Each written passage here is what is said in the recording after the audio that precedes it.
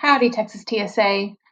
I'm Jennifer O'Brien, the State Officer Coordinator, and I'm going to do this video for you guys to show you how voting for our officers is going to happen this year now that our election has become virtual. We're going to vote the same way we voted the last 2 years, but you'll be voting from home instead of coming to us to vote on a computer. The website you're going to is txtsa.simplyvoting.com. A simple website to use. You're going to come to the site. It's going to ask for your elector ID and your password. These are being sent to advisors. There's 2 voting delegates for each campus, so there will be 2 elector IDs and 2 different passwords. They will come in 2 separate emails to the advisors, so they're easy to forward on to students. Your elector ID is going to be your school name.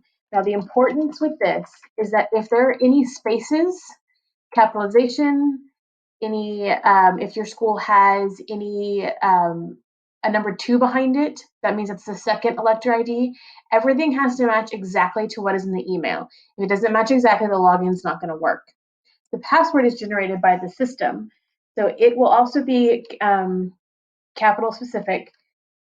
So make sure that you follow that when it's sent to you. You will enter the password, log in. Let's try that again. School name.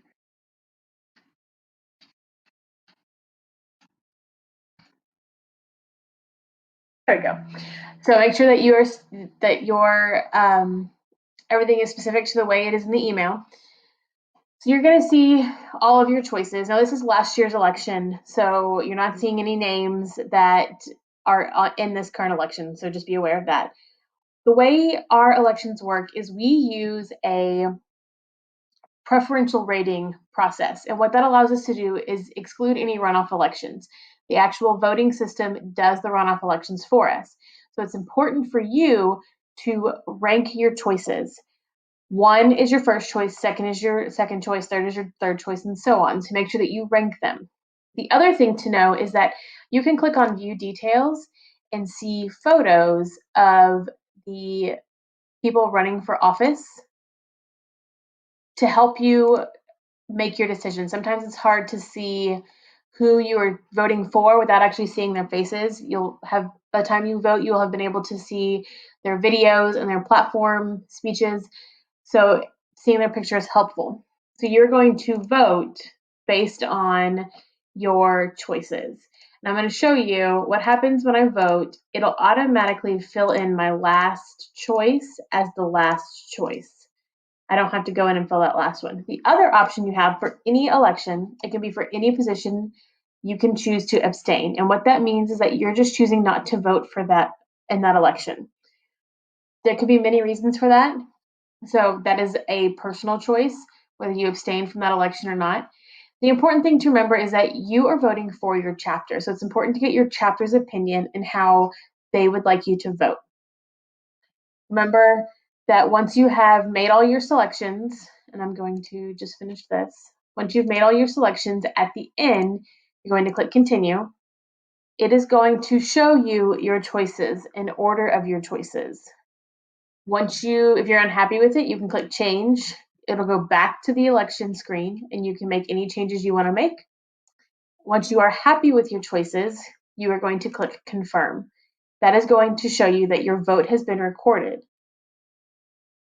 So make sure that you get this success bar up here. That way you know that your vote has been recorded. If you're unsure about anything, you can always send me an email. If you click on how it works, my email is listed there at the bottom, officer.coordinator@texastsa.org. At any point that you're unsure about something, send me an email. I will be checking my email actively during the 2 days that you're going to be allowed to vote, and making sure that everybody gets a chance to vote. If there are any issues, we can work around that.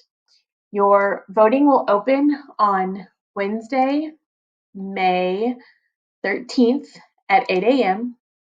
and it will close at 8 a.m. Central Standard Time, and it will close at 11:59 p.m. on Thursday, May 14th Central Standard Time. So you have a little less than 48 hours to vote.